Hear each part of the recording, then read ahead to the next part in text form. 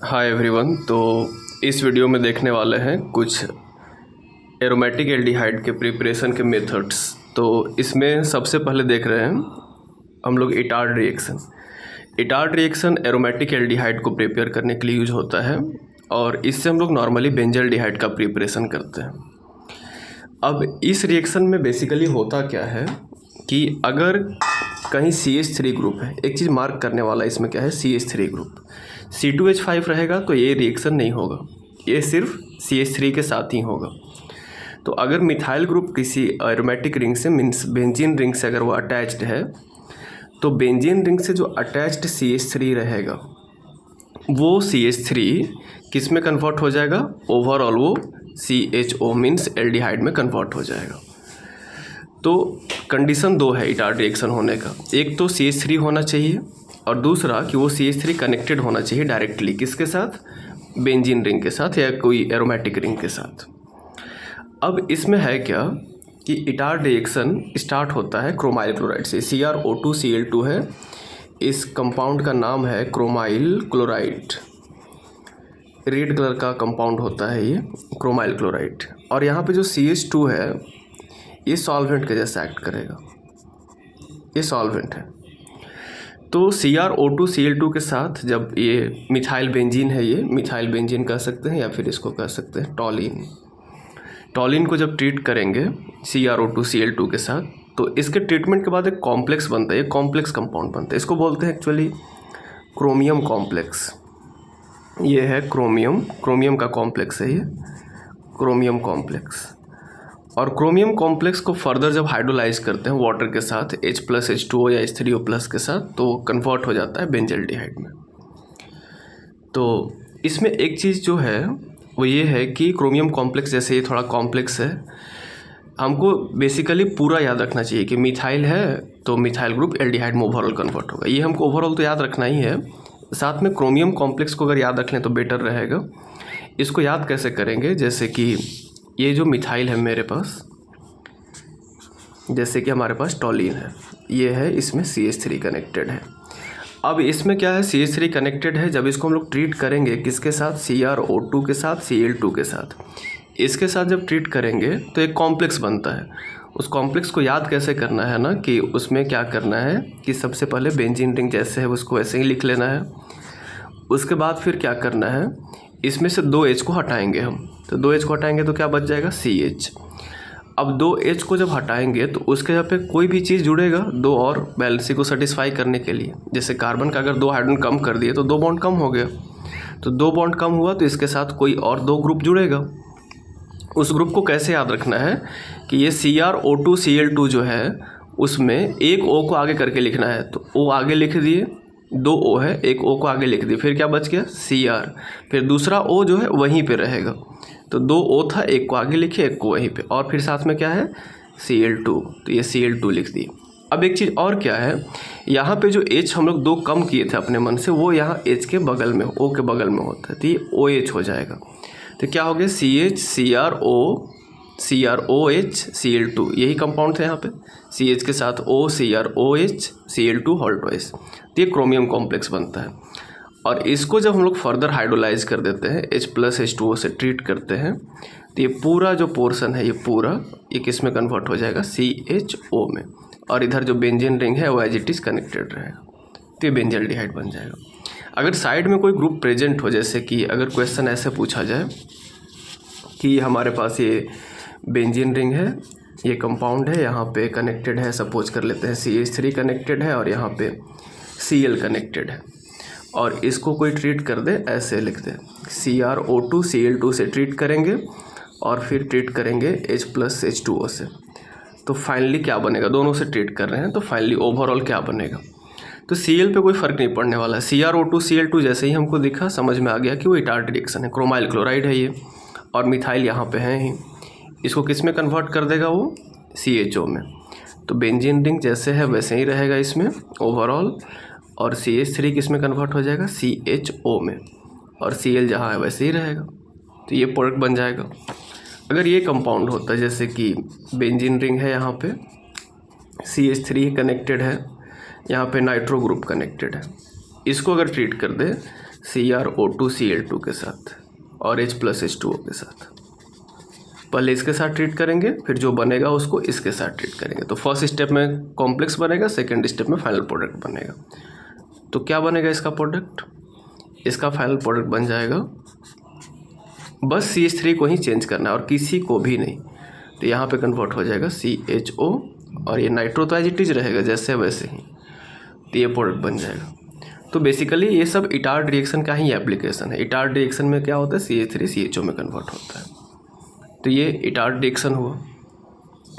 अब उसके बाद एरोमेटिक एल्डिहाइड, जैसे अभी क्वेश्चन कर लेते हैं, ये अलग से क्वेश्चन है। जैसे कि हमारे पास अगर एक कंपाउंड है CH3, बेंजीन में कनेक्टेड है CH3, टॉलिन है ये, और इस टॉलिन को अगर हम Cl2 के साथ रिएक्शन करें सनलाइट के प्रेजेंस में, H यहाँ पे सनलाइट को इंडिकेट कर रहा है, लाइट के प्रेजेंस में रिएक्शन करेंगे तो क्या बनेगा? अगर हम 2 मोल के साथ रिएक्शन करें, मीन्स 2 बार Cl के साथ रिएक्शन करना है, तो ये जो सनलाइट के प्रेजेंस में क्लोरीन का रिएक्शन होता है, हैलोजन इसमें दिख रहा है, हैलोजन प्लस क्या दिख रहा है इसमें, सनलाइट दिख रहा है। तो हैलोजन और सनलाइट के प्रेजेंस में जितने भी रिएक्शन होते हैं वो सब के सब रिएक्शन कैसे होते हैं? सब्स्टिट्यूशन, कोई एक्सेप्शन नहीं है इसका। ये हमेशा क्या होता है? सब्स्टिट्यूशन ही होता है अगर लाइट के प्रेजेंस में हैलोजन का रिएक्शन है कहीं पे तो। और सब्स्टिट्यूशन कहाँ पे होगा? Eight saturated carbon. सब्स्टिट्यूशन जब भी होगा सनलाइट के प्रेजेंस में हैलोजन का, तो कहाँ पे होगा? सैचुरेटेड कार्बन पे। सैचुरेटेड कार्बन मतलब बेंजीन से बाहर वाला कार्बन, वही सैचुरेटेड होगा, बेंजीन का कोई कॉर्नर नहीं। ठीक है, तो ये चीज़ तो दिमाग में रखना है पहले से। तो इतना चीज़ अगर दिमाग में रहेगा तो यहाँ पे हम इसका लिख सकते हैं कि प्रोडक्ट क्या बनेगा, क्या बन जाएगा प्रोडक्ट इसमें क्या होगा कि एक बार जब रिएक्शन होगा ना तो एक H हटेगा। जैसे कि इसको हम यहाँ पे रफ में समझ लेते हैं कि यहाँ पे अगर हमारे पास CH3 है ऐसे, और इसको हम Cl2 के साथ रिएक्शन कर रहे हैं, तो समझने के लिए ऐसे समझ सकते हैं, एक बार क्या हो जाएगा, HCl निकलेगा, एक Cl जुड़ेगा, दोबारा Cl2 रिएक्शन करेगा तो क्या होगा, फिर एक HCl निकल जाएगा, फिर एक Cl जुड़ जाएगा। तो ओवरऑल हमारे पास क्या बनने वाला है यहाँ पे, एक एक करके 2 H निकल जाएगा, एक ही H बचेगा, और उस 2 H के जगह पे क्या जुड़ जाएगा, 2 Cl2। तो ये प्रोडक्ट बनेगा इसमें।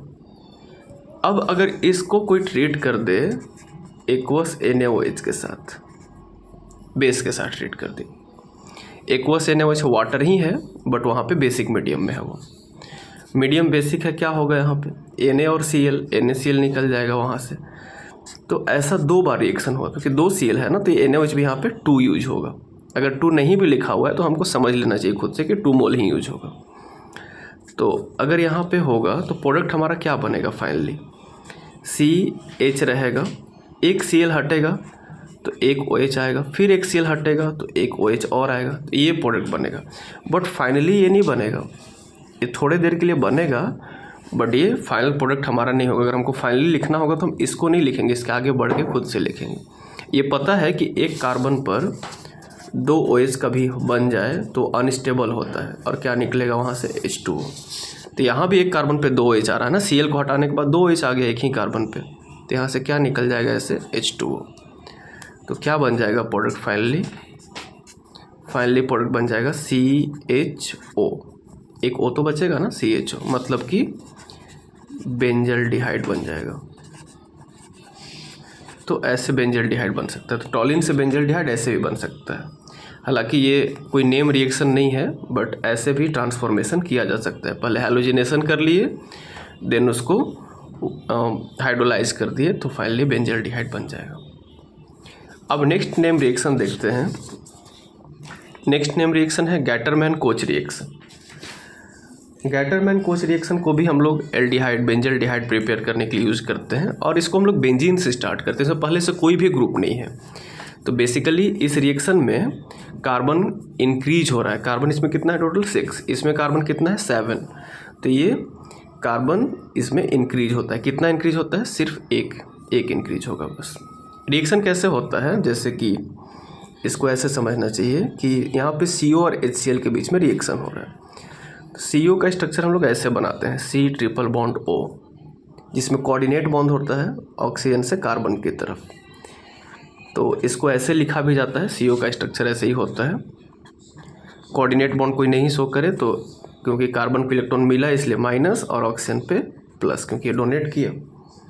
अब यहाँ पे क्या होता है ना, कार्बन पे लोन पेयर एक होगा, एक लोन पेयर ऑक्सीजन के पास होगा, यहाँ भी शो कर सकते हैं। तो ये कार्बन मोनोऑक्साइड का स्ट्रक्चर, इसी चीज़ को ऐसे हम इमेजिन कर रहे हैं। मैकेनिज्म आता तो नहीं है लेकिन समझने के लिए बस यहाँ पे डिस्क्राइब कर रहे हैं। इस रिएक्शन का मैकेनिज्म नहीं आए। अब यहाँ पे HCl है, तो HCl अगर है तो इसको हम कैसे इमेजिन कर सकते हैं, HCl कैसे टूटता होगा, H पॉजिटिव Cl नेगेटिव ऐसे ब्रेक करता होगा। अब यहाँ पे लोन पेयर से तो क्या होगा, लोन पेयर पे आके H प्लस जुड़ेगा, ये लोन पेयर H प्लस को अट्रैक्ट करेगा। कौन सा लोन पेयर, कार्बन का या ऑक्सीजन का, कार्बन का। ऑक्सीजन का क्यों नहीं, क्योंकि ऑक्सीजन इलेक्ट्रोनेगेटिव एटम है, इलेक्ट्रॉन डोनेट करने का टेंडेंसी कम होता है, तो H प्लस कार्बन के पास जुड़ेगा क्योंकि कार्बन में इलेक्ट्रॉन डोनेट करने का टेंडेंसी ज़्यादा होगा ऑक्सीजन से, तो ये डोनेट करेगा। तो जैसे ही डोनेट करेगा H किसके साथ जुड़ जाएगा, C के साथ। इलेक्ट्रॉन दे दिया तो कार्बन का नेगेटिव ख़त्म हो गया, और H एक्सेप्ट कर लिया तो H का पॉजिटिव भी चला गया। डोनेट करने से प्लस आएगा ना, तो डोनेट करने से प्लस आएगा, पहले से ही माइनस है तो माइनस प्लस न्यूट्रल, और ये एक्सेप्ट कर लिया तो इसका प्लस भी न्यूट्रल हो गया। और इधर कैसा बॉन्ड है, ट्रिपल बॉन्ड O पे कैसा चार्ज है, प्लस चार्ज, और क्या है यहाँ पे, लोन पेयर है यहाँ पे। अब क्या है कि लोन पेयर है, अब ऑक्सीजन पे प्लस चार्ज है, तो ऑक्सीजन प्लस चार्ज के साथ तो बहुत स्टेबल नहीं रहेगा। तो ऑक्सीजन जब प्लस चार्ज के साथ स्टेबल नहीं रहेगा, तो अगर हम इस बॉन्ड को ऐसे शो कर दें थोड़े देर के लिए तो क्या हो जाएगा, अगर ये ट्रिपल बॉन्ड इधर शिफ्ट हो जाए तो ये हो जाएगा H, फिर सिंगल बॉन्ड, फिर इधर कैसा हो जाएगा, डबल बॉन्ड। ऑक्सीजन इलेक्ट्रॉन ले लिया तो ऑक्सीजन के ऊपर कैसा चार्ज आएगा, ये रेजोनेटिंग स्ट्रक्चर है। ऑक्सीजन का प्लस खत्म, यहाँ पे लोन पेयर आ जाएगा 2। अब इसमें लॉस किसको हुआ, कार्बन को, तो कार्बन को लॉस हुआ तो कार्बन के ऊपर कैसा चार्ज आ जाएगा, प्लस। इसको बोलते हैं फॉर्माइलियम आयन, इसको बोलते हैं फॉर्माइलियम आयन। ये एल्डिहाइड ही है, CHO, फॉर्माइलियम आयन एल्डिहाइड का ही आयन है एक तरीके से। अब ये फॉर्माइलियम आयन बन गया। अब बेंजीन जो है, ये बेंजीन में इलेक्ट्रोफिलिक रिएक्शन होता है, तो हमारे पास क्या है, H है, फिर C है, फिर O है, और C पे कैसा चार्ज है, प्लस चार्ज है। तो बेंजीन का डबल बॉन्ड ऐसे अटैक करेगा किस पे, प्लस पे। इस तरीके से जब वो अटैक करेगा तो फिर क्या बनेगा, बेंजीन रिंग रहेगा यहाँ पे। अब बेंजीन रिंग में यहाँ पे क्या अटैच हो जाएगा, C के साथ क्या अटैच है, H, और क्या अटैच है इसके साथ, डबल बॉन्ड O, ऐसे अटैच्ड है। अब इलेक्ट्रॉन ये एक्सेप्ट कर लिया तो प्लस ख़त्म, लेकिन लॉस तो कार्बन को हुआ ना, तो यहाँ पे प्लस देंगे, यहाँ पे नहीं, इस जगह पे इसलिए नहीं क्योंकि यहाँ पे तो जुड़ ही गया कार्बन। इस जगह पे भी हाइड्रोजन होगा, यहाँ पे भी हाइड्रोजन होगा, हर जगह पे होगा, बट हम सबको नहीं शो करेंगे, अभी शो कर दे रहे हैं। तो यहाँ पे हाइड्रोजन होगा। अब यहाँ पे क्योंकि ये CHO ग्रुप नया आके जुड़ गया तो ये वाला हाइड्रोजन यहाँ से निकल जाएगा ऐसे। तो जब ये निकलेगा तो अल्टीमेटली क्या प्रोडक्ट बन जाएगा हमारा, ये डबल बॉन्ड यहाँ पे ऐसे रहेगा, डबल बॉन्ड बाकी, और यहाँ पे क्या जुड़ गया, C, और क्या है H, और क्या है O, CHO, बेंजल्डिहाइड। तो ऐसे रिएक्शन होता है, फॉर्माइलियम आयन बनता है और फिर यहाँ पे CHO बनता है। और हाँ, इसमें जब हम लोग कैटलिस्ट यूज करते हैं वो बिल्कुल सेम वही कैटलिस्ट होता है जो फिडलक्राफ्ट में यूज होता है। एनहाइड्रस AlCl3 यूज़ करते हैं, या कहीं पे copper chloride, cuprous chloride, CuCl भी यूज किया जाता है। तो इन दोनों में से कोई भी यूज़ कर सकते हैं। तो बेसिकली जब CO और HCl लिखा हुआ रहे तो ऐसे समझना है कि ये दोनों मिलके क्या बन जाएगा, CHO, फॉर्माइलियम आयन का फॉर्मेशन करेगा और ये बेंजीन में जाके अटैच हो जाएगा तो बेंजल्डिहाइड बनेगा।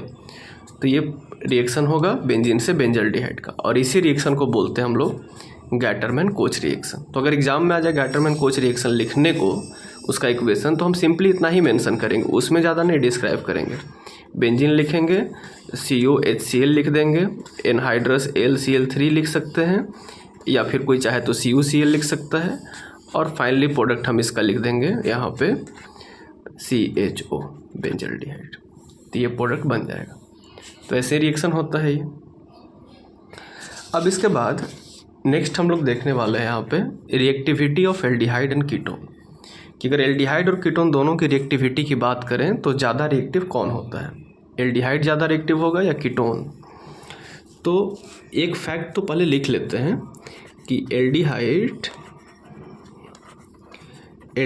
Is more reactive, aldehyde is more reactive then ketone, aldehyde is more reactive then ketone. तो ये चीज़ तो याद रखना होगा हमको कि एल्डिहाइड ज़्यादा रिएक्टिव होता है कीटोन से हमेशा, ये तो फैक्ट है। अब यहाँ पे क्वेश्चन आता है कि क्यों, क्या रीज़न है इसका, क्यों ज़्यादा रिएक्टिव होता है एल्डिहाइड। तो एक बार हम स्ट्रक्चर ड्रॉ कर लेते हैं। जैसे कि अगर एल्डिहाइड है तो दोनों में CO होगा, एल्डिहाइड हो या कीटोन हो, CO तो दोनों में होगा, कार्बोनिल ग्रुप बोलते हैं इसको, कार्बोनिल ग्रुप एल्डिहाइड में भी होगा, कार्बोनिल ग्रुप कीटोन में भी होगा। एल्डिहाइड में क्या है कि एक तरफ R होगा, एक तरफ H होगा। कीटोन में क्या है, कीटोन में दोनों तरफ R ही ग्रुप होगा, सेम हो या डिफरेंट बट दोनों तरफ R होगा। तो इसमें दोनों तरफ एल्काइल ग्रुप है, इसमें एक तरफ एल्काइल है, एक तरफ हाइड्रोजन है। हाइड्रोजन बहुत स्मॉल साइज का एटम होता है, स्मॉलेस्ट एटम होता है, और R ग्रुप तो एल्काइल ग्रुप है, इसको बल्की ग्रुप कह सकते हैं। तो अब एल्डिहाइड और कीटोन में रिएक्शन कहाँ पे होता है, मेनली जो रिएक्शन होता है एल्डिहाइड हो या कीटोन, उसमें जो होगा कार्बोनिल ग्रुप पे रिएक्शन यहीं पे होगा, यही सेंटर है। अब इसमें कार्बन के ऊपर कैसा चार्ज होगा, स्लाइड प्लस। क्यों, क्योंकि ऑक्सीजन इलेक्ट्रॉन खींचेगा ना, मोर इलेक्ट्रोनेगेटिव है, तो इस ऑक्सीजन पे स्लाइड माइनस और कार्बन पे स्लाइड प्लस। वैसे ही यहाँ भी कार्बन पे स्लाइड प्लस होगा, ऑक्सीजन पे स्लाइड माइनस होगा, बट ये दोनों स्लाइड प्लस स्लाइड माइनस, इसका स्लाइड प्लस और इसका स्लाइड प्लस इक्वल नहीं होगा। जैसे अगर ये 0.7 है तो ये 0.6 हो सकता है, दोनों इक्वल नहीं होगा, कीटोन में कम होगा। तो ऐसा क्यों हो सकता है, दोनों का रिएक्टिविटी सेम क्यों नहीं होगा। तो ये ज़्यादा रिएक्टिव है और ये कम रिएक्टिव है। इसके पीछे रीज़न 2 है। इसके अगर हम रीज़न पे जाएं तो 2 रीज़न है मेन। फर्स्ट रीज़न है इलेक्ट्रॉनिक फैक्टर, एक तो है इलेक्ट्रॉनिक फैक्टर और दूसरा है स्टेरिक फैक्टर। स्टेरिक फैक्टर मतलब साइज से रिलेटेड है, वो ग्रुप के साइज से रिलेटेड। और इलेक्ट्रॉनिक फैक्टर्स का मतलब हुआ कि इंडक्टिव इफेक्ट, रेजोनेंस जैसा कुछ है इसमें। तो देखते हैं पहले इलेक्ट्रॉनिक फैक्टर। अगर R ग्रुप है तो इतना हमको पहले से आइडिया होना चाहिए, किसी को भी ये चीज़ पहले से पता होना चाहिए कि R ग्रुप इज ऑलवेज, ये हमेशा क्या होता है, ऑलवेज इलेक्ट्रॉन डोनेटिंग। ये हमेशा इलेक्ट्रॉन डोनेटिंग होता है, कभी भी इलेक्ट्रॉन विड्रॉइंग नहीं होता है। तो R ग्रुप हमेशा इलेक्ट्रॉन डोनेट करेगा, जिससे जुड़ जाएगा उसी को डोनेट करेगा। तो अब इसमें क्या है, जैसे हम एल्डिहाइड की बात करें तो एल्डिहाइड में C डबल बॉन्ड O है और H, इसमें बस एक R ग्रुप है। और अगर हम कीटोन लिख लें साइड में यहाँ पे, तो कीटोन के पास 2 R ग्रुप है। तो R ग्रुप क्या होते हैं, डोनेटिंग। तो ये इलेक्ट्रॉन देगा किसको, कार्बोनिल ग्रुप को। इसमें भी कार्बोनिल है, इसमें दोनों तरफ R है, तो दोनों तरफ से इलेक्ट्रॉन मिलेगा कार्बोनिल को, इधर से भी और इधर से भी। इसमें क्या है कि सिर्फ एक तरफ से मिलेगा, तो ये इलेक्ट्रॉन देगा तो कार्बोनिल ग्रुप को इलेक्ट्रॉन देगा। अब इसमें कार्बन पे कैसा चार्ज है, स्लाइड प्लस, क्योंकि ऑक्सीजन मोर इलेक्ट्रोनेगेटिव है तो नेगेटिव है ना, यहाँ पे कार्बन पे क्या है, प्लस। यहाँ पे कार्बन पे भी क्या होगा, यहाँ के कार्बन पे भी प्लस है। तो है क्या कि इस प्लस की तरफ दोनों तरफ से इलेक्ट्रॉन आ रहा है, इधर से भी आ रहा है, इधर से भी आ रहा है। इस प्लस की तरफ एक ही तरफ से इलेक्ट्रॉन आ रहा है। अब अगर हम अपने वर्ड्स को मार्क करें कि हम क्या बोल रहे हैं, तो इलेक्ट्रॉन आ रहा है, इलेक्ट्रॉन के ऊपर कैसा charge, minus, negative charge. Negative आ रहा है किसकी तरफ, पॉजिटिव की तरफ। तो अगर पॉजिटिव की तरफ, यहाँ पे देख लेते हैं, अगर पॉजिटिव की तरफ नेगेटिव आएगा तो उस पॉजिटिव को क्या कर देगा, धीरे धीरे न्यूट्रलाइज कर देगा, मैग्नीट्यूड को कम कर देगा। तो यहाँ पे क्या है कि ये न्यूट्रलाइज करने की कोशिश करेगा, कम करेगा, पॉजिटिव चार्ज के मैग्नीट्यूड को कम करेगा। माइनस आ रहा है तो प्लस को कम कर देगा, यहाँ पे दोनों तरफ से माइनस आ रहा है तो प्लस को और ज़्यादा कम कर देगा। तो मैग्नीट्यूड ऑफ पॉजिटिव चार्ज यहाँ पे क्या हो जाएगा, ज़्यादा डिक्रीज़ करेगा, डिक्रीज यहाँ पे ज़्यादा करेगा। यहाँ भी डिक्रीज होगा, इलेक्ट्रॉन दे रहा है तो थोड़ा तो डिक्रीज होगा ही, लेकिन इसमें ज़्यादा डिक्रीज होगा क्योंकि दोनों तरफ से R ग्रुप है। तो यहाँ पे क्या R ग्रुप इलेक्ट्रॉन देता है तो इसको हम लोग क्या बोलते हैं, प्लस आई इफेक्ट। इस इफेक्ट को बोलेंगे हम लोग प्लस आई इफेक्ट। तो यहाँ पे क्या मेंशन करेंगे, plus I effect of 2 R groups. 2 R groups है किस में, 2 R groups in ketone plus I effect of 2 R groups in ketone decreases the magnitude of positive charge, decreases the magnitude of positive charge of, अच्छा magnitude of positive charge को हम लोग electrophilicity भी कहते हैं। इलेक्ट्रोफिलिसिटी का मतलब हुआ, इलेक्ट्रोफाइल का मतलब होता है पॉजिटिवली चार्ज पार्टिकल। तो यहाँ पे पॉजिटिवली चार्ज जो कार्बन है इसको इलेक्ट्रोफिलिक कार्बन भी कह सकते हैं। तो decreases the magnitude of positive charge, और इसके पे कोई एक वर्ड यूज़ कर सकता है, मैग्नीट्यूड ऑफ पॉजिटिव चार्ज नहीं लिख के सिर्फ इतना लिख सकता है कि इलेक्ट्रोफिलिसिटी इस पूरे के जगह पे। तो plus I effect of 2 R groups in ketone decreases the magnitude of positive charge और इलेक्ट्रोफिलिसिटी ऑफ कौन सा कार्बन, ये कार्बन है, इस कार्बन का तो carbonyl carbon, of carbonyl carbon more, वो ज़्यादा डिक्रीज कर देगा मोर इफिशिएंटली। तो अगर इसके पास प्लस कम हो गया तो कोई किसी के पास इसके पास क्यों ही अट्रैक्ट होगा, प्लस की वजह से ही तो माइनस अट्रैक्ट होता है। तो कोई बाहर का पार्टिकल आके इसके साथ अट्रैक्ट उतना नहीं होगा जितना कि एल्डिहाइड में होगा, क्योंकि इसमें तो उतना नहीं घटा ना, थोड़ा सा घटा, एक तरफ से आया इलेक्ट्रॉन तो थोड़ा ही घट गया होगा, इसमें दोनों तरफ से आया तो ज़्यादा घटा दिया होगा, इसको ज़्यादा कम कर दिया होगा। तो इसलिए इसका रिएक्टिविटी भी कम हो जाता है क्योंकि इसका magnitude of positive charge decrease कर जाता है। दूसरा और जो इम्पॉर्टेंट रीज़न ये भी है कि अगर हम नोटिस करें तो R ग्रुप बड़े साइज़ का ग्रुप होता है, इसमें एक ही तरफ से R ग्रुप है। इसमें क्या है कि इधर से भी R ग्रुप है, इधर से भी R ग्रुप है। तो अगर इस कार्बन की तरफ न्यूक्लियोफाइल जाना चाहे तो इसे पहुंच सकता है, क्योंकि एक R ग्रुप है, एक ही तरफ से रोकेगा। इसमें क्या है कि दोनों तरफ से R ग्रुप है, तो न्यूक्लियोफाइल को अगर जाना होगा इस कार्बन तक तो ज़्यादा हिंड्रेंस होगा, ज़्यादा दिक्कत होगा यहाँ तक पहुँचने में, क्योंकि दोनों तरफ से बड़ा बड़ा ग्रुप है, उसके बीच से जाना पड़ेगा, मुश्किल होगा, ज़्यादा रिपल्सन होगा।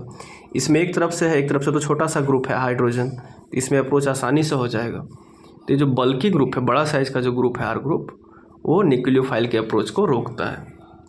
तो इसमें न्यूक्लियोफिलिक रिएक्शन स्लो क्यों होता है, यहाँ पे रिएक्टिविटी का मतलब न्यूक्लियोफिलिक रिएक्शन से ही है कि ये लेस रिएक्टिव क्यों होता है न्यूक्लियोफिलिक रिएक्शन के लिए। एल्डिहाइड ज़्यादा होता है, कीटोन क्यों होता है, तो एक तो इलेक्ट्रॉनिक फैक्टर होता है, मैग्नीट्यूड ऑफ पॉजिटिव चार्ज कम हो जाता है इसका due two plus I effect of R groups, और दूसरा फैक्टर ये है कि 2 बल्कि ग्रुप्स, 2 बल्कि R ग्रुप्स, R ग्रुप बड़ा भी तो होता है, 2 बल्कि R ग्रुप्स, बल्कि R ग्रुप्स रिस्ट्रिक्ट रोकता है, ये रिस्ट्रिक्ट द अप्रोच ऑफ और अटैक ऑफ किसका अप्रोच रोकेगा, प्लस पे कौन अटैक करेगा, माइनस मतलब nucleophile, attack of nucleophile on carbonyl carbon पे अटैक को वो रोकेगा। तो इस वजह से ये क्या हो जाएगा, लेस रिएक्टिव। तो ये 2 रीज़न है, electronic factor and steric factor. तो इससे बहुत बार क्वेश्चंस भी आ चुका है, तो ये मेन इसका रीज़न था।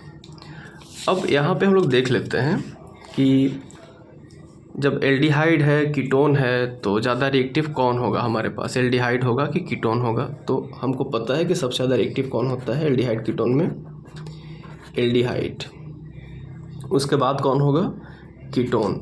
लेकिन एक चीज़ और क्या है कि एल्डिहाइड भी तो 2 तरह का होता है ना, एक एलिफैटिक एक एरोमेटिक। तो एलिफैटिक वाला एल्डिहाइड ज़्यादा रिएक्टिव होता है, और अगर एरोमेटिक एल्डिहाइड है तो वो थोड़ा कम हो जाएगा, थोड़ा कम रिएक्टिव हो जाएगा। तो सबसे ज़्यादा एलिफैटिक एल्डिहाइड, फिर एरोमेटिक एल्डिहाइड, और कीटोन तो इन दोनों से, एल्डिहाइड से तो कम ही होगा। चाहे वो कोई भी एल्डिहाइड हो, तो कीटोन का रिएक्टिविटी कम होगा। अब इसका भी रीज़न देखना होगा कि अभी तो हम देख लिए कि एल्डिहाइड मोर रिएक्टिव होता है कीटोन से, क्योंकि एल्डिहाइड में सिर्फ एक ही आर ग्रुप होता है जो रोकता है, इसमें 2 आर ग्रुप होता है कीटोन में जो रोकता है, तो रोक दिया तो फिर तो रिएक्टिविटी कम ही हो जाएगा ना। और दूसरा कि इसमें 2 आर ग्रुप है तो इलेक्ट्रॉन भी दे देता है उसको, कार्बोनिल कार्बन को, जैसे अभी देख रहे थे इसमें। तो कार्बोनिल कार्बन को जब इलेक्ट्रॉन दोनों तरफ से मिल गया तो इसका पॉजिटिव चार्ज कम हो गया, तो पॉजिटिव चार्ज कम होने से भी रिएक्टिविटी कम हो जाएगा। अब एलिफैटिक एल्डिहाइड क्यों ज़्यादा रिएक्टिव होता है, तो एक एग्जांपल देख लेते हैं। जैसे हमारे पास कोई एक एलिफैटिक एल्डिहाइड है, अगर यहाँ पे है HCHO, ये एक एलिफैटिक एल्डिहाइड है, और एक हमारे पास कोई एरोमेटिक एल्डिहाइड है जैसे कि बेंजल्डिहाइड है, C डबल बॉन्ड O और H, ये एल्डिहाइड है। तो ये वाला एल्डिहाइड एलिफैटिक जो होगा, दोनों एल्डिहाइड ही हैं, CHO दोनों है, ये ज़्यादा रिएक्टिव होगा और ये कम रिएक्टिव होगा। क्यों ये रिएक्टिव है, क्यों, पहले ये समझना जरूरी। ये रिएक्टिव इसलिए है क्योंकि कार्बन पे प्लस चार्ज है और O पे माइनस चार्ज है, मतलब कार्बन का प्लस इंपॉर्टेंट है। यहाँ पे प्लस ज़्यादा रहेगा तो रिएक्टिविटी भी ज़्यादा रहेगा, प्लस कम हो जाएगा तो रिएक्टिविटी भी कम हो जाएगा। तो इस प्लस चार्ज, पॉजिटिव चार्ज का मैग्नीट्यूड मैटर कर रहा है। यहाँ भी कार्बन पे प्लस होगा और O पे माइनस होगा, बट इम्पॉर्टेंट कार्बन का पॉजिटिव चार्ज है। अब क्या है इसमें कि इसमें तो पॉजिटिव चार्ज है, इसमें भी पॉजिटिव चार्ज है। अगर यहाँ पे हम कोई दूसरा एल्डिहाइड भी लिख सकते हैं, R भी लिख सकते हैं। अब यहाँ पे क्या है कि इसमें, इस एल्डिहाइड में तो एलिफैटिक है, ये एरोमेटिक है, एरोमेटिक में तो रेजोनेंस होगा, ये डबल है, ये फिर सिंगल है और ये डबल है, तो इसमें होगा रेजोनेंस। तो जब इसमें रेजोनेंस होगा तो रेजोनेंस से क्या लग रहा है कि ये एरो कार्बन की तरफ आ रहा है और फिर ये ऑक्सीजन की तरफ जा रहा है। तो रेजोनेंस जब होगा तो इस कार्बन को तो इलेक्ट्रॉन मिलने लगा ना बेंजीन से, तो जब इलेक्ट्रॉन मिलने लगा कार्बन पे, तो कार्बन पे कैसा चार्ज था, प्लस था। अब इसके ऊपर स्लाइड प्लस था और इसको इलेक्ट्रॉन अगर मिल रहा है बेंजीन की तरफ से, तो प्लस को इलेक्ट्रॉन मिल रहा है, मतलब माइनस मिल रहा है प्लस को, तो प्लस को माइनस मिलेगा तो प्लस का मैग्नीट्यूड क्या हो जाएगा, कम हो जाएगा। तो मैग्नीट्यूड कम हो जाएगा तो हम कह सकते हैं कि इस पे कार्बन का पॉजिटिव चार्ज का मैग्नीट्यूड कम हो जाएगा, इसलिए रिएक्टिविटी भी कम हो जाएगा। या फिर इसको कोई दूसरे वर्ड्स में ये भी कह सकता है कि इसका पोलरिटी डिक्रीज हो जाएगा। तो ये भी चीज़ याद रखना ज़रूरी है कि polarity of CO carbonyl group decrease कर जाता है, डिक्रीजेस। या कोई इसको कह सकता है कि magnitude of positive charge decreases, दोनों में से कुछ भी कह सकते हैं। किस में, इन एरोमेटिक एल्डिहाइड, एरोमेटिक में डिक्रीज हो जाता है, इन एरोमेटिक एल्डिहाइड। बट क्यों डिक्रीज होता है, ड्यू टू रेजोनेंस। तो जब डिक्रीज हो गया इसका पोलरिटी ही डिक्रीज हो गया ड्यू टू रेजोनेंस, तो ये रिएक्टिविटी भी इसका कम हो जाएगा। इसीलिए एलिफैटिक में तो कम हो नहीं पाता है, इसमें रेजोनेंस तो होता नहीं है, तो ये रिएक्टिव बना रह जाता है और इसका रेजोनेंस आके इसकी रिएक्टिविटी को ख़त्म कर देता है, कम कर देता है मीन्स। तो अब अगर एक क्वेश्चन पूछा जाए इसके बाद हम लोग हाइब्रिडाइजेशन भी देखेंगे कि प्रोसेस में हाइब्रिडाइजेशन कैसे चेंज होता है। तो अगर हम 2 कंपाउंड लिख लें, एक बेंजल्डिहाइड, एक प्रोपेनल। जैसे हमारे पास एक कंपाउंड है ये benzaldehyde, C double bond OH, ये बेंजल्डिहाइड है। और एक और कंपाउंड है हमारे पास प्रोपेनल, CH3CH2 फिर C double bond OH, propanal है। तो अब इन दोनों में ज़्यादा रिएक्टिव कौन होगा और क्यों होगा, तो ये दोनों CHO है, ये भी CHO, ये भी एल्डिहाइड है, ये भी एल्डिहाइड है, ये भी एल्डिहाइड, ये भी एल्डिहाइड। बट फ़र्क क्या है दोनों में, फ़र्क ये है कि ये एरोमेटिक है, ये एरोमेटिक एल्डिहाइड है, और ये कैसा है, ये एलिफैटिक है। तो अभी देख रहे थे हम लोग एरोमेटिक एल्डिहाइड में तो रेजोनेंस होता है, और ये इसमें क्या होगा, रेजोनेंस, और रेजोनेंस होगा तो ये क्या हो जाएगा, लेस रिएक्टिव, और इसमें रेजोनेंस नहीं होगा तो ये क्या होगा, मोर रिएक्टिव। तो इसमें कौन रिएक्टिव ज़्यादा होगा? Out of benzaldehyde and propanal which one is more reactive? Then propanal will be more reactive and benzaldehyde will be less reactive. Why benzaldehyde is less reactive? Because in benzaldehyde there will be resonance, and because of this resonance, polarity of this CO bond, this CO bond decreases, and hence it becomes less reactive. Or one can say, because of resonance, magnitude of positive charge on this carbon, I mean carbonyl carbon, decreases and it becomes less reactive. तो ये mention करना ज़रूरी है कि resonance की वजह से polarity घट जाता है कार्बोनिल ग्रुप का, इसलिए लेस रिएक्टिव होता है. क्योंकि इलेक्ट्रॉन मिलेगा तो इसका डिफिशियंसी ख़त्म हो जाएगा, तो ये लेस रिएक्टिव हो जाएगा. जब डिफिशियंसी रहेगा तभी तो रिएक्शन करेगा, जब डिफिशियंसी ही नहीं है तो क्यों रिएक्शन करेगा? तो डिफिशियंसी कम हो जाता है, इसलिए रिएक्टिविटी भी कम हो जाता है.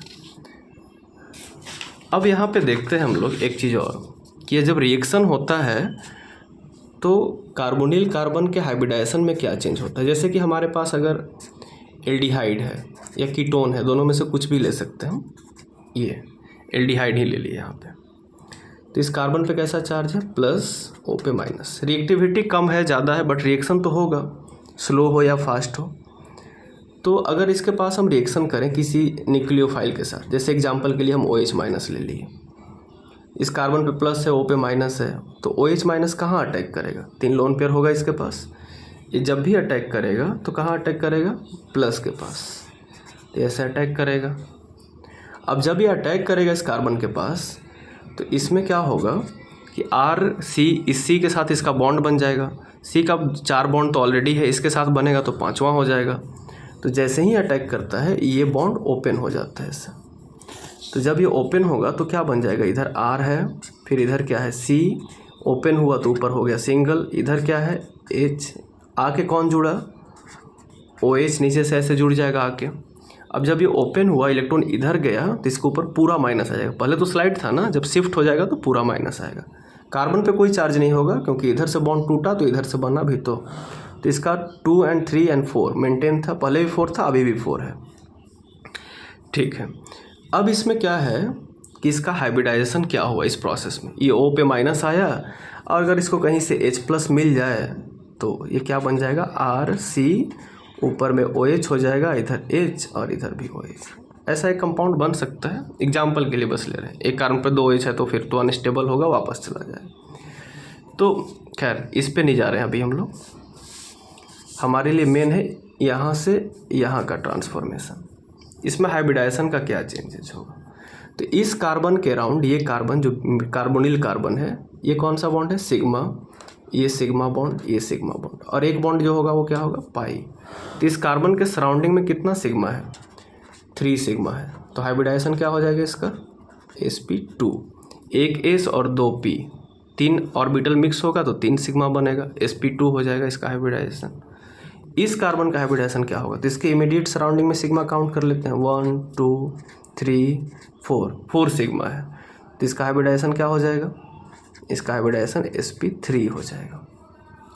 तो 4 हो गया तो sp3, और अगर 3 ही सिग्मा है तो sp2. यानी कि sp2 का मतलब होता है ट्राइगोनल प्लेनर. इसका ज्योमेट्री पहले से क्या होगा? Trigonal planar. और जब रिएक्शन हुआ sp3 बना तो इसका ज्योमेट्री क्या हो गया? टेट्राहेड्रल. यानी कि एल्डिहाइड या कीटोन में जब रिएक्शन होता है, कौन सा रिएक्शन होता है?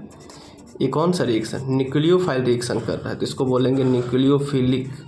ऐड हो गया ना आके इसमें, तो इसको बोलेंगे न्यूक्लियोफिलिक एडिशन. इसको बोलेंगे न्यूक्लियोफिलिक एडिशन. तो जब एल्डिहाइड और कीटोन में न्यूक्लियोफिलिक एडिशन होता है तो उसमें कार्बन का हाइब्रिडाइजेशन ऑफ कार्बन चेंजेस. कहाँ से चेंज होता है? Changes from sp2 to sp3. sp2 से वो चेंज होके sp3 हो जाता है. इसका मतलब उसका ज्योमेट्री भी बदल जाता है. पहले वो ट्राइगोनल प्लेनर होता है और जब रिएक्शन कर लेगा तो वो ट्राइगोनल प्लेनर से टेट्राहेड्रल हो जाता है. तो ये इसका हाइब्रिडाइजेशन हो गया. और हम लोग रिएक्टिविटी के ऑर्डर को देख ही लिए, इस पर क्वेश्चंस भी कर लिए. ऐसे और भी क्वेश्चंस अरेंज करने के लिए हो सकते हैं. जैसे कि अगर हम यहाँ पे बात कर ले एक दो और एग्जाम्पल का, जैसे हमारे पास एक कंपाउंड है, ये बेंजल्डिहाइड है CHO। एक और कंपाउंड है हमारे पास जैसे कि ये पैरानाइट्रोबेंजल्डिहाइड है, इसमें नाइट्रो ग्रुप लगा दिए हम। एक और कंपाउंड है अगर हमारे पास जैसे कि इसमें लगा देते हैं, अगर हम बेंजल्डिहाइड है यहाँ पे और यहाँ पे लगा दिए हम OCH3 ग्रुप। और अगर एक और कोई कंपाउंड ले लें जैसे कि CH3CHO है, तो ज़्यादा रिएक्टिव कौन होगा? अब यहाँ पे मार्क करने वाली पॉइंट ये है कि सब में एल्डिहाइड है, CHO सब में है, सब में CHO है, कोई कीटोन नहीं है। अगर कोई कीटोन होता तो वो सबसे कम रिएक्टिव होता, तो इसमें कीटोन तो कोई नहीं है, सब के सब एल्डिहाइड है। बट ये सब के सब कैसे हैं? ये है एरोमेटिक एल्डिहाइड, ये भी क्या है? एरोमेटिक है, ये भी क्या है? एरोमेटिक है। बट ये क्या है? एलिफैटिक है। तो अगर ये एलिफैटिक है तो एलिफैटिक तो ज़्यादा रिएक्टिव होता है ना, इसमें तो रेजोनेंस होगा नहीं, तो सबसे ज़्यादा रिएक्टिव कौन हो जाएगा? CH3CHO। अब इसके बाद कौन रिएक्टिव होगा? ये बेंजल्डिहाइड या फिर नाइट्रोबेंजल्डिहाइड या फिर मिथॉक्सी बेंजल्डिहाइड। ये OCH3 को मिथॉक्सी बोलते हैं, ये मिथॉक्सी बेंजल्डिहाइड बोल सकते हैं इसको। तो है क्या कि हमको इसके नेचर को समझना होगा कि इस ग्रुप का नेचर कैसा होता है, इस ग्रुप का नेचर कैसा होता है। तो नाइट्रो ग्रुप इलेक्ट्रॉन खींचता है, तो हमको ये सोचना चाहिए कि एल्डिहाइड जो है वो रिएक्टिव होता क्यों है। तो एल्डिहाइड हो या कीटोन रिएक्टिव होता है इसके ऊपर, कार्बन के ऊपर प्रेजेंट प्लस चार्ज की वजह से। एल्डिहाइड में जो कार्बन है, CHO में जो कार्बन है, उस पे प्रेजेंट, कार्बन पे प्रेजेंट प्लस चार्ज की वजह से। तो अगर कोई इलेक्ट्रॉन देगा, माइनस देगा, तो इसके प्लस चार्ज को कम कर देगा, लेकिन अगर इलेक्ट्रॉन कोई खींचेगा तो तब तो इसके ऊपर और लॉस होते जाएगा इसको, तो प्लस चार्ज बढ़ेगा। तो नाइट्रो ग्रुप विड्रॉइंग ग्रुप होता है, तो इलेक्ट्रॉन खींचेगा, इधर से इलेक्ट्रॉन इधर आने लगेगा, तो खींचेगा तो इस कार्बन को और लॉस होगा ना, तो लॉस होने से कैसा चार्ज आता है? लॉस करने पे प्लस, तो यहाँ पे क्या हो जाएगा? प्लस चार्ज का मैग्नीट्यूड और बढ़ जाएगा, ये खींच के और बढ़ा देगा, इसका रिएक्टिविटी क्या हो जाएगा? बढ़ जाएगा। ये तो एलिफैटिक था, ज़्यादा रिएक्टिव हो गया। अब इन तीनों को बस कंपेयर कर रहे हैं, तो इसमें क्या है कि इलेक्ट्रॉन खींचेगा तो प्लस चार्ज को और बढ़ा देगा, तो रिएक्टिविटी भी बढ़ जाएगा। यानी कि बात सेकेंड पोजीशन पे कौन आएगा मेरा? CHO, ये बेंजल्डिहाइड, नाइट्रोबेंजल्डिहाइड। अब इसके बाद फिर कौन आएगा? ये भी हो गया क्लियर हमारा। अब बच गया बेंजल्डिहाइड और ये मिथॉक्सी बेंजल्डिहाइड। तो इसमें क्या है कि मिथॉक्सी ग्रुप है, ये रेजोनेंस के थ्रू इलेक्ट्रॉन देगा, ये डोनेटिंग नेचर का होता है। तो इलेक्ट्रॉन देगा तो प्लस को इलेक्ट्रॉन, कार्बन पे तो प्लस होता है, स्लाइड ओपन करके अगर हम सोचें ऐसे इसको, तो यहाँ प्लस होता है। इलेक्ट्रॉन जब इसको मिलेगा तो इसके प्लस चार्ज का मैग्नीट्यूड क्या हो जाएगा? वैसे ये रेजोनेंस के थ्रू देता है, हम इंडक्टिव स्टोर नहीं करना चाहिए यहाँ पे। रेजोनेंस के थ्रू जब इलेक्ट्रॉन देगा इसको, तो इसके प्लस चार्ज का मैग्नीट्यूड क्या हो जाएगा? कम हो जाएगा। प्लस को इलेक्ट्रॉन मिलेगा माइनस, तो कम ही ना हो जाएगा मैग्नीट्यूड, तो रिएक्टिविटी भी इसका घट जाएगा। इसमें क्या होगा? इसमें तो कोई ग्रुप नहीं है, तो रिएक्टिविटी बढ़ेगा अगर नहीं तो कम से कम घटेगा भी नहीं। ये तो घट रहा है ना, तो अगर घट रहा है तो ये सबसे कम रिएक्टिव हो जाएगा।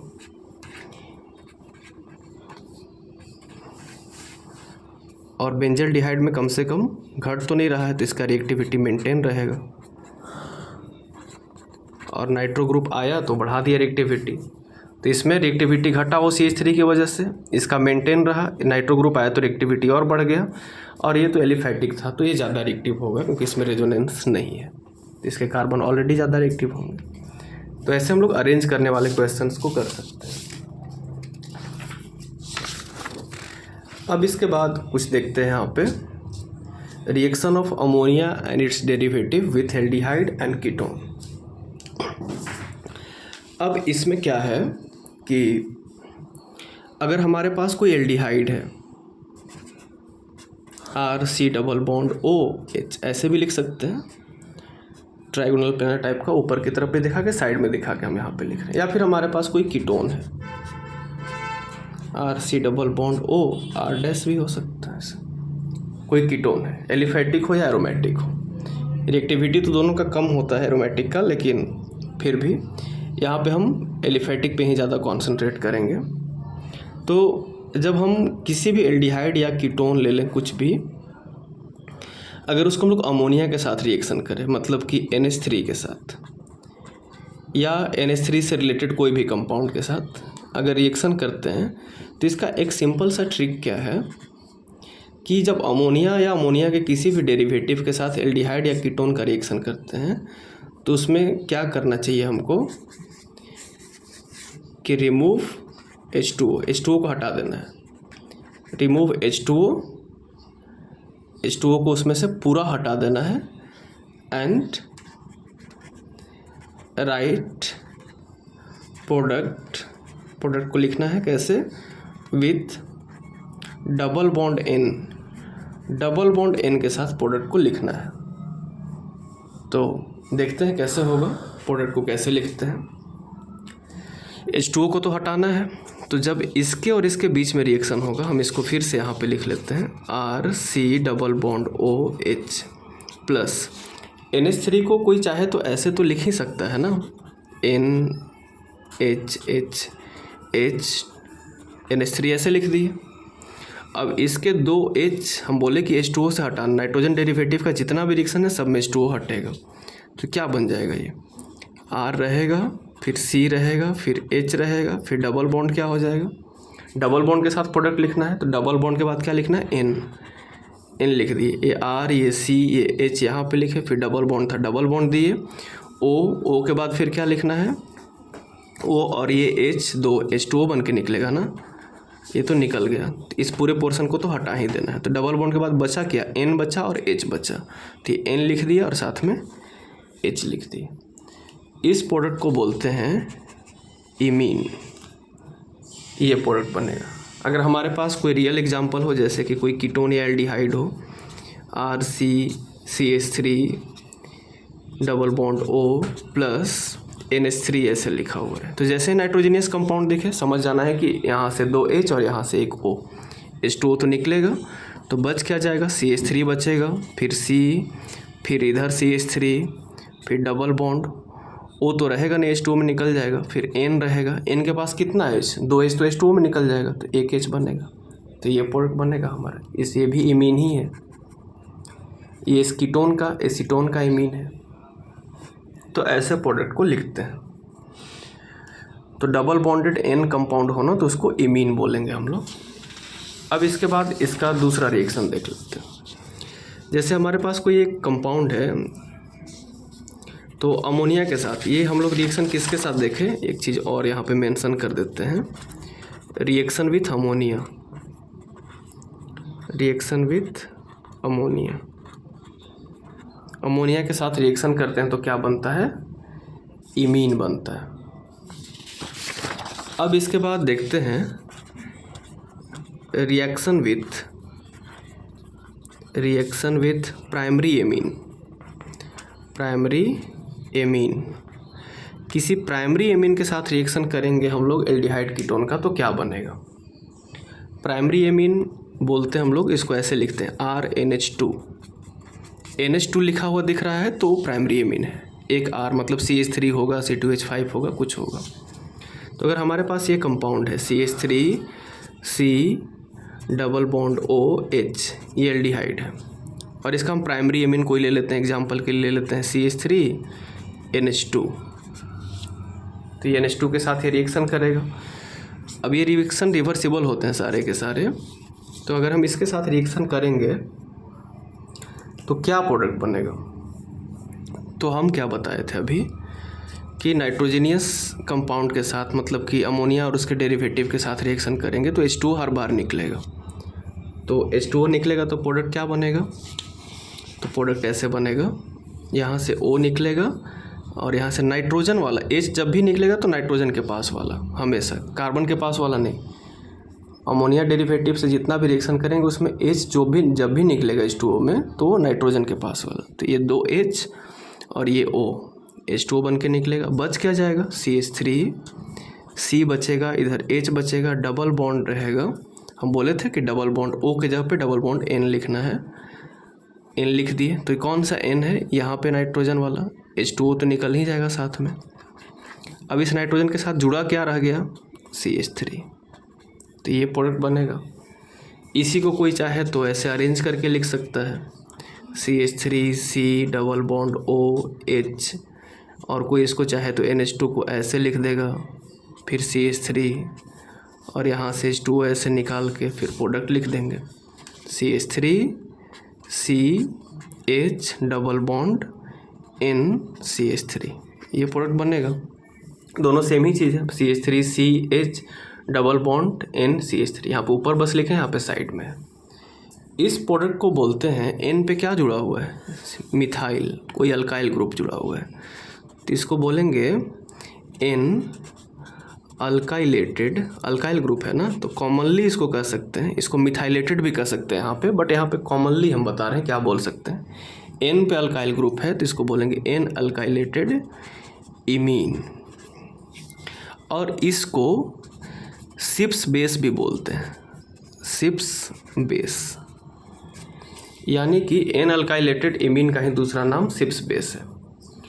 इट मीन्स ऐसे समझना चाहिए कि वेन एवर एल्डिहाइड और ketone is treated with primary amine, then what we get the product N alkylated imine, and N alkylated imine is also called Schiff's base. बहुत बार ऐसा क्वेश्चन भी आया है कि व्हाट इज सिप्स बेस क्या होता है, तो इसको दो तरीके से कोई आंसर कर सकता है। एक तो सिंपली ऐसे मेंशन कर देंगे कि N alkylated imines are called Schiff's base, और दूसरा तरीका ये हो सकता है कि कोई ये बोले कि product that is obtained when aldehyde और any ketone is treated with any primary amine, then product that is obtained after the removal of H2, that obtained product is called Schiff's base, ऐसे भी बोल सकते हैं। तो ये तो हुआ प्राइमरी एमीन के साथ रिएक्शन। इसके बाद हम देख रहे हैं यहाँ पे रिएक्शन विथ हाइड्रोक्सिल एमीन, ये इंपॉर्टेंट रिएक्शन है काफ़ी। रिएक्शन विथ हाइड्रोक्सिल एमीन का फॉर्मूला होता है NH2OH, ये हाइड्रोक्सिल एमीन होता है। जब किसी भी एल्डिहाइड या कीटोन को हाइड्रोक्सिल एमीन के साथ ट्रीट करते हैं, मीन्स NH2OH, हम H इधर भी लिख सकते हैं, NH2OH के साथ ट्रीट करते हैं, तो प्रोडक्ट क्या बनेगा, ये O और ये H, ऐसे H2O बन के निकलेगा, तो हमारा प्रोडक्ट बनेगा RCH डबल बॉन्ड N, और N के साथ क्या, OH। इस प्रोडक्ट को बोलते हैं ऑक्जाइम बनेगा। एल्डिहाइड है तो एल्डिहाइड का ऑक्जाइम बना, कीटोन होता तो कीटोन का ऑक्जाइम बनता, तो ये ऑक्जाइम बनता है। Means in order to form oxime you have to react the particular aldehyde or ketone with NH2OH, hydroxyl amine. अब जैसे कोई बोल दे कि एक कंपाउंड है साइक्लोहेक्सेनोन, ये साइक्लोहेक्सेनोन है, इसका ऑक्जाइम लिखो, तो कैसे होगा इसका ऑक्जाइम, तो साइक्लोहेक्सेनोन है, ऑक्जाइम हमको लिखना है, कोई हमको बोल रहा है ऑक्जाइम लिखने, तो उसमें क्लिक करना चाहिए कि ऑक्जाइम हमको लिखने बोल रहा है, इसका मतलब कि हमको NH2OH के साथ रिएक्शन करना पड़ेगा। तो हम यहाँ पे लिख देंगे NH2OH, इसके साथ रिएक्शन करेंगे और जो प्रोडक्ट बनेगा वही ऑक्जाइम होगा इसका। तो प्रोडक्ट क्या बनेगा, यहाँ से N के पास वाला 2H निकलेगा, ये O, तो हम बताए हैं पहले वैसे ही ये H2O बन के निकल जाएगा, और O के साथ क्या लिखना है, डबल बॉन्ड N, और N के साथ फिर क्या रह जाएगा, OH रह जाएगा। तो ये साइक्लोहेक्सेनोन का ऑक्जाइम हो गया। फिर वैसे ही अगर हमको कोई साइक्लोप्रोपेनोन का ऑक्जाइम लिखने बोल दे कि साइक्लोप्रोपेनोन है ये, इसका ऑक्जाइम लिखो, तो फिर इसका भी रिएक्शन वैसे ही कर देंगे NH2OH के साथ, तो ये साइक्लोप्रोपेनोन होगा, यहाँ पे लिख देंगे N के साथ हो जाएगा OH, ये प्रोडक्ट बन जाएगा हमारा। तो ये साइक्लोप्रोपेनोन का ऑक्जाइम हो गया, और साथ में हमेशा रहेगा H2। तो ये तो हो गया ऑक्जाइम फॉर्मेशन। अब इसके बाद है दूसरा रिएक्शन विथ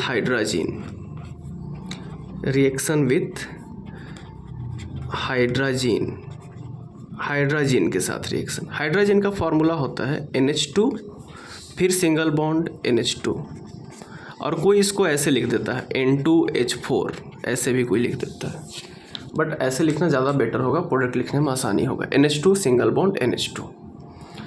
तो अगर कोई हमारे पास एल्डिहाइड या कीटोन है, जैसे कि एग्जांपल के ले लेते हैं ऐसे ही कोई जनरल RCHO, अगर इसको हम हाइड्रोजन के साथ ट्रीट करें, NH2 ऐसे भी लिख सकते हैं और फिर इधर NH2, तो क्या प्रोडक्ट बनेगा हमारा? H2O निकलेगा, जैसा हमेशा होता है नाइट्रोजन डेरिवेटिव के साथ। तो इसमें प्रोडक्ट क्या बनेगा? R होगा, फिर C होगा, फिर H होगा, फिर डबल बॉन्ड होगा, फिर N, डबल बॉन्ड N के बाद फिर सिंगल बॉन्ड के बाद N, दोनों इसको साथ ही लिख देते हैं, NH2, ये प्रोडक्ट बन जाएगा। और साथ में क्या निकलेगा? H2O। तो हाइड्रोजन से जो रिएक्शन करने के बाद बनता है उसको बोलते हैं हाइड्राजोन। तो हमको कोई अगर हाइड्राजोन लिखने बोले तो हम उसका रिएक्शन NH2 से करा देंगे।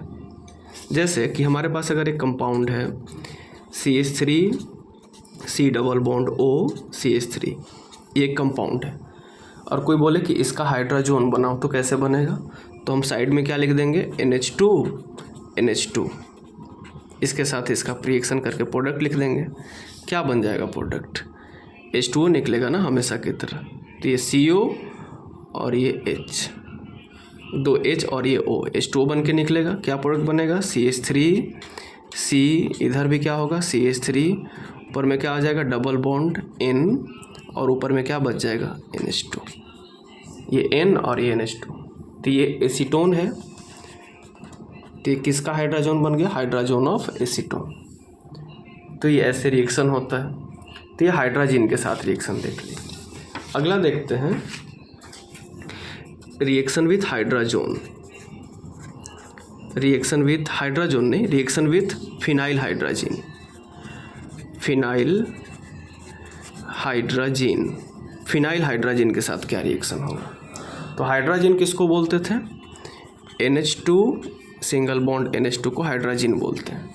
तो अगर हाइड्राजोन लिखना है, फिनाइल हाइड्राजोन, तो कुछ भी नहीं करना है, बस एक H को हटा देना है यहाँ पे, और एक H को हटा के यहाँ पे ड्रॉ कर देना है फिनाइल ग्रुप मतलब कि बेंजीन रिंग। तो ये हो गया, फिनाइल हाइड्राजीन का स्ट्रक्चर। और कोई चाहे तो ये फिनाइल हाइड्राजीन इतना नहीं लिख के, अगर उसको कम टाइम में लिखना है तो ये NH और इसके यहाँ पे सिंपली लिख देगा वो C6H5, ये भी हो गया। या फिर कोई इसको और सिंप्लीफाई करके लिखना चाहता है जल्दी से, तो NH लिख देगा, और C6H5 भी नहीं लिख के वो सिंपली PH लिख देगा, कैपिटल P स्मॉल h। तो भी ये हो गया फिनाइल हाइड्राजीन। इसमें क्या प्रोडक्ट बनेगा? अगर हमारे पास जैसे कि कोई अगर वैसे ही कोई कीटोन है और इसका हम रिएक्शन कर दे फिनाइल हाइड्राजीन के साथ, NH2 NH C6H5, इसके साथ रिएक्शन कर दें तो क्या प्रोडक्ट बनेगा? सीधा सा वही रिएक्शन होगा। हम क्या बताएं? N के पास वाला 2 H निकलेगा और एक ये O H2O बन के निकलेगा ना। तो प्रोडक्ट क्या बन जाएगा? CH3, फिर C, फिर CH3, ऊपर में क्या हो जाएगा? O के जगह पे डबल बॉन्ड N, यहाँ वाला N यहाँ लिखे हैं, फिर क्या बच गया? NH, और NH के बगल में क्या है? C6H5, यही बन गया। तो हाइड्राजीन से जो बनता था उसको हाइड्राजोन बोलते थे। तो फिनाइल हाइड्राजीन से जो बनेगा उसको फिनाइल हाइड्राजोन बोलेंगे, इसका नाम हो जाएगा फिनाइल हाइड्राजोन। तो ये प्रोडक्ट बनेगा। तो ऐसे हम लोग फिनाइल हाइड्राजोन को लिखते हैं।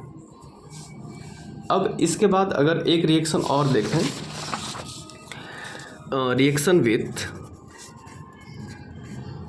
Reaction with 2,4-DNP। अब 2,4-DNP का क्या फुल फॉर्म है? 2,4-DNP का फुल फॉर्म है 2,4-डाइनाइट्रो फिनाइल हाइड्राजीन, यानी कि ये भी हाइड्राजीन ही है और फिनाइल ही हाइड्राजीन है, लेकिन 2,4 पे डाइनाइट्रो लगा हुआ है। कैसे स्ट्रक्चर लिखेंगे? तो हाइड्राजीन कैसे लिखते हैं? NH2, ठीक है, NH2 तो हाइड्राजीन होता है। फिनाइल हाइड्राजीन कैसे लिखते हैं?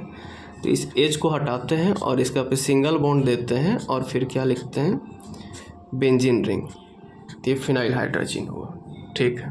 बट ये तो 2,4 डाइनाइट्रो है, इसमें 2 और 4 कहाँ पे है? तो ये 1 है, ये 2 है, ये 3 है, ये 4 है। तो यहाँ पे इस 2 पे क्या लगा हुआ है?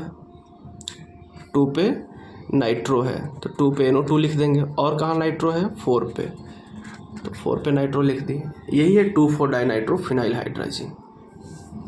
अगर इसका हम किसी एल्डिहाइड या कीटोन से रिएक्शन करें, जैसे कि हम फिर से एग्जांपल के लिए वही कीटोन ले लेते हैं, कोई दूसरा भी ले सकते हैं, और इसका रिएक्शन करें हम इस कंपाउंड के साथ NH2 NH और ये जो हमारा फिनाइल हाइड्रोजन है, ये बेंजीन रिंग NO2 और यहाँ भी NO2।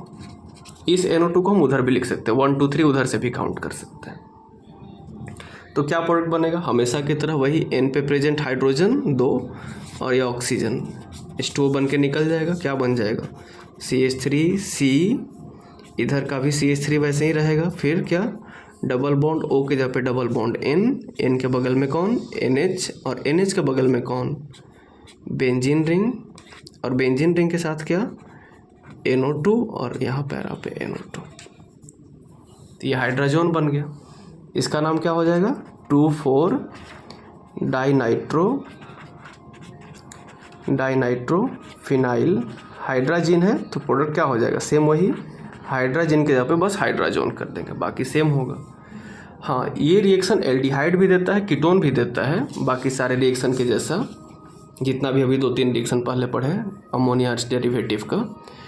और इस रिएक्शन का एक बहुत इम्पॉर्टेंट यूज है, इम्पॉर्टेंट एप्लीकेशन है इसका क्या यूज है, दिस रिएक्शन जो हमारा 2,4 डाइनाइट्रोफिनाइल हाइड्रोजन होता है, या तो वो ऑरेंज कलर का होता है, या तो येलो होता है कभी, या तो पिंक होता है, ये किसी कलर का PPT बनता है। जब इससे रिएक्शन करेंगे ना बीकर में, जैसे ये टेस्ट ट्यूब में एल्डिहाइड कीटोन ले लिया और उसमें DNP मिला दिए, तो नीचे टेस्ट ट्यूब में बैठ जाएगा ऑरेंज कलर का कोई PPT या येलो कलर का या पिंक कलर का PPT बैठ जाएगा।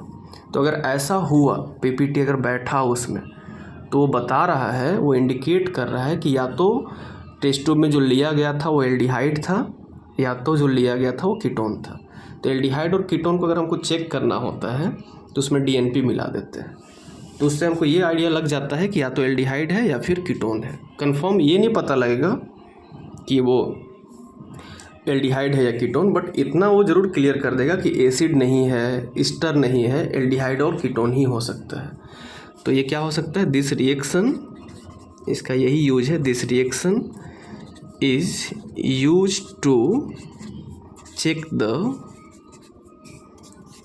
The presence of carbonyl group.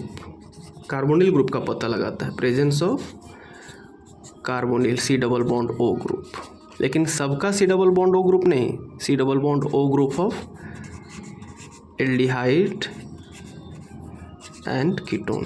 तो इससे हमको ये आइडिया लग जाएगा कि वहाँ पे एल्डिहाइड और कीटोन है कि नहीं, क्योंकि अगर कार्बोनिल होगा एल्डिहाइड कीटोन का, तो एल्डिहाइड कीटोन भी होगा। This reaction is use to check the presence of carbonyl group of aldehyde and ketone. तो ये इसका स्पेसिफिक एक एप्लीकेशन है लैब में। एक रिएक्शन और देख लेते हैं अमोनिया डेरिवेटिव का, जो कि और इम्पॉर्टेंट है, रिएक्शन विथ सेमी कार्बाजाइड किसको बोलते हैं, तो सेमी कार्बाजाइड इस कंपाउंड को बोलते हैं। हमारे पास एक होगा ग्रुप NH2, बीच में होगा CO, फिर होगा NH और फिर होगा NH2, मतलब इसमें 3 जगह पे नाइट्रोजन है, शुरू में NH2, लास्ट में NH2 और बीच में CO और NH। ठीक है, तो ये कंपाउंड है सेमी कार्बाजाइड। अब इसके साथ हम किसी एल्डिहाइड या कीटोन का रिएक्शन करते हैं, CH3CO, फिर उसके बाद CH3 कीटोन ले लिए और प्लस ऐसे लिख दिए, NH2 लिख दिए, फिर CO लिख दिए, फिर NH लिख दिए, फिर NH2 लिख दिए।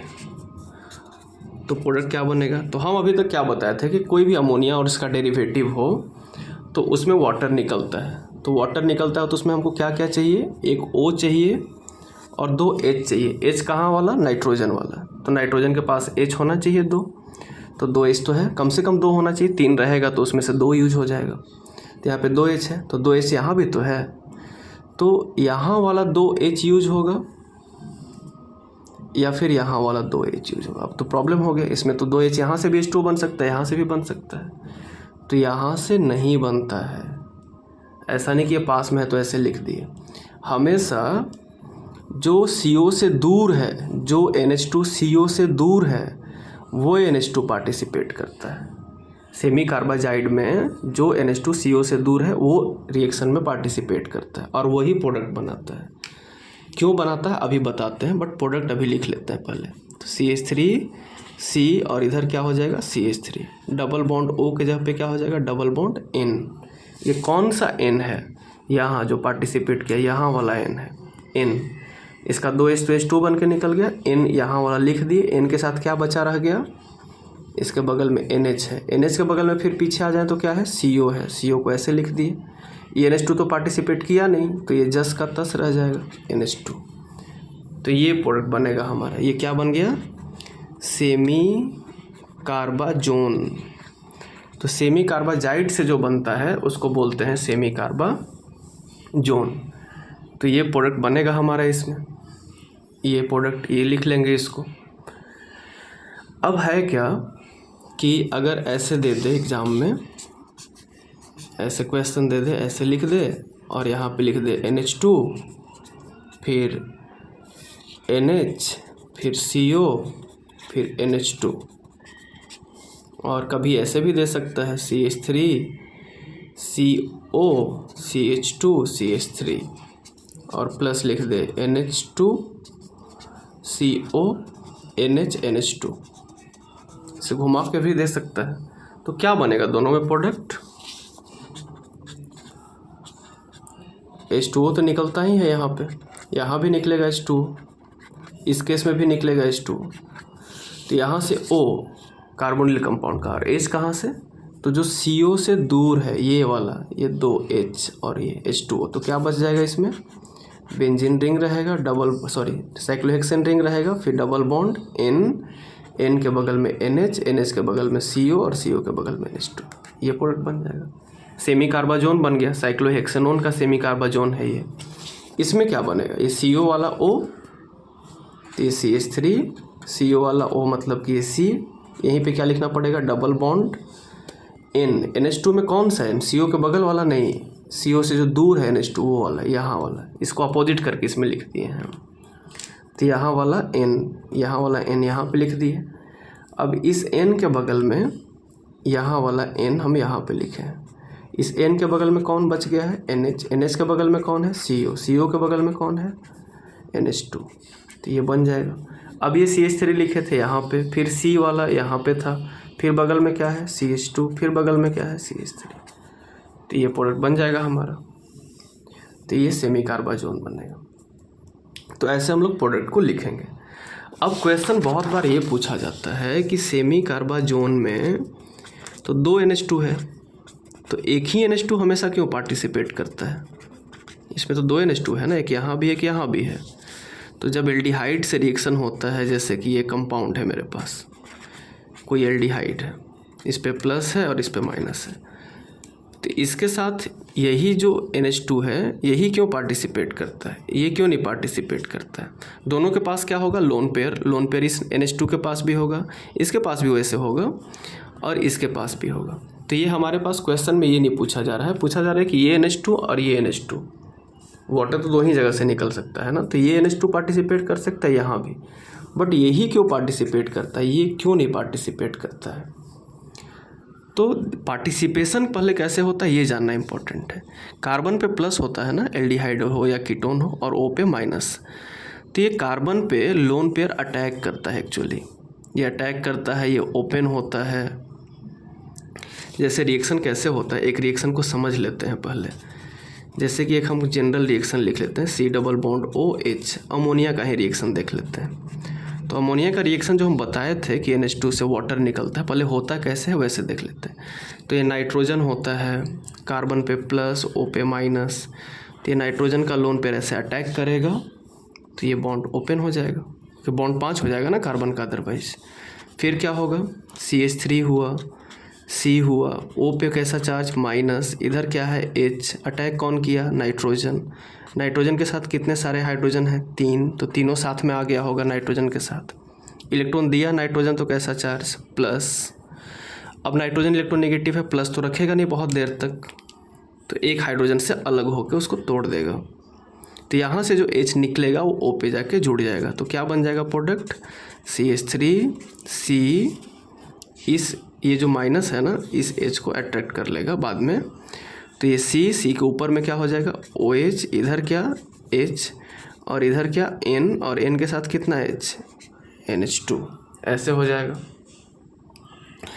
अब जब हमारे पास ये प्रोडक्ट बना है, ये बन गया, तो उसके बाद क्या होता है कि यहाँ पे इसको हम ऐसे भी लिख सकते हैं, इसी चीज़ को हम थोड़ा सा ऐसे लिख दें तो समझने में आसानी होगा। CH3C, ये H को इधर लिख देते हैं, OH को इधर लिख देते हैं, और NH2 को इधर लिख देते हैं।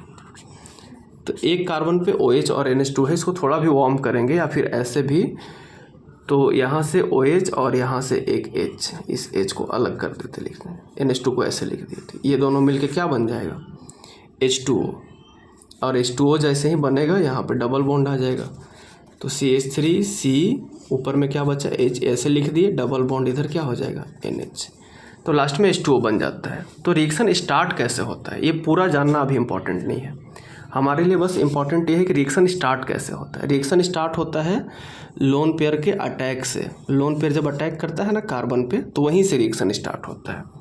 तो नाइट्रोजन का जितना भी अमोनिया का जितना भी डेरिवेटिव देखे हम, सब में रिएक्शन वैसे ही स्टार्ट होता है लोन पेयर के अटैक से। लोन पेयर अटैक करेगा, रिएक्शन स्टार्ट हो जाएगा। तो यहाँ पे भी लोन पेयर है, ये भी अटैक कर सकता है इस कार्बन पे। तो कोई कहेगा कि यहाँ पे भी तो लोन पेयर है, ये भी तो जाके अटैक कर सकता है इस कार्बन पे। नहीं, ये लोन पेयर अटैक नहीं कर सकता है। क्यों नहीं कर सकता है? यही क्यों करेगा, क्योंकि ये लोन पेयर तो कहीं और इंगेज है। जैसे अगर इसको हम ठीक से देखें तो NH2CO NH NH2, यहाँ पे लोन पेयर, यहाँ पे लोन पेयर, यहाँ पे जो लोन पेयर है वो रेजोनेंस में इन्वॉल्व है। लोन पेयर, फिर सिंगल बॉन्ड, फिर डबल बॉन्ड, यहाँ रेजोनेंस होगा। तो रेजोनेंस होगा तो क्या बन जाएगा स्ट्रक्चर इसका NH2, बीच में आ जाएगा डबल बॉन्ड CO पे माइनस, इधर तो कुछ होगा नहीं, NH NH2, ये बन जाएगा। इलेक्ट्रॉन दिया इसलिए नाइट्रोजन पे प्लस चार्ज, ठीक है। तो इसका लोन पेयर तो टेम्पोरली इधर रेजोनेंस में चला जा रहा है, इसका लोन पेयर ये नहीं जाएगा क्या रेजोनेंस में? नहीं, लोन पेयर फिर सिंगल बॉन्ड फिर सिंगल बॉन्ड, तो रेजोनेंस नहीं होगा। दो सिंगल बीच में आ गया तो रेजोनेंस नहीं होगा। Lone pair single double resonance होगा। तो this NH2 means NH2 which is directly attached to CO group can't involve itself in the reaction. वो अपने आप को रिएक्शन में इन्वॉल्व नहीं कर सकता है। क्यों नहीं कर सकता है? Because it's lone pair is involve in resonance. तो हम वहाँ पे एक क्वेश्चन, ऐसे NCERT में भी एक क्वेश्चन है और बोर्ड्स में भी बहुत बार आ चुका है कि सेमी कार्बाजाइड में 2 NH2 होता है तो एक ही पार्टिसिपेट क्यों करता है? तो क्या इसका आंसर करेंगे? Because lone pair present on one of the nitrogen NH2 group, lone pair present on one of the NH2 group is involved in resonance and thus it is not available. Thus it is not available for nucleophilic attack. This one is not available for nucleophilic attack. That's why this NH2 can't participate in the reaction. तो ये participate, this do not participates. Mention कर देंगे ऐसे, और ये क्या करेगा? This participates किसमें? In nucleophilic reaction, nucleophilic addition reaction, या फिर सिंपली रिएक्शन लिख सकते हैं। तो इसमें ये NH2 पार्टिसिपेट करेगा क्योंकि इसका लोन पे रेजोनेंस में इन्वॉल्व नहीं है, तो ये अवेलेबल है रिएक्शन करने के लिए। और ये रेजोनेंस में इन्वॉल्व हो गया, जो CO के एडजेसेंट में है वो रेजोनेंस में इन्वॉल्व है। That's why it is not available for the participation or reaction, but this NH2 is available for the reaction or formation of semi-carbazone. तो ये हुआ। तो अमोनिया डेरिवेटिव का जितना भी रिएक्शन था हम लोग ऐसे देख लिए। अब इसके बाद कुछ और रिएक्शन देखेंगे हम लोग, जिसमें कि ये NaHSO3 के साथ रिएक्शन देखेंगे, HCN के साथ रिएक्शन देखेंगे, और हेमी एसिटल का फॉर्मेशन देखेंगे। और उसके बाद कुछ हम लोग और रिएक्शन करेंगे, अल्डोल करेंगे, कुछ नेम रिएक्शन जैसे कि अल्डोल, फिर कैनिजारो। उसके बाद हमारा चैप्टर का जो मेन पोर्शन है वो कंप्लीट हो जाएगा। तो इस वीडियो में इतना ही रहने देते हैं, बाकी हम लोग देखते हैं नेक्स्ट वीडियो में। ठीक है, थैंक यू।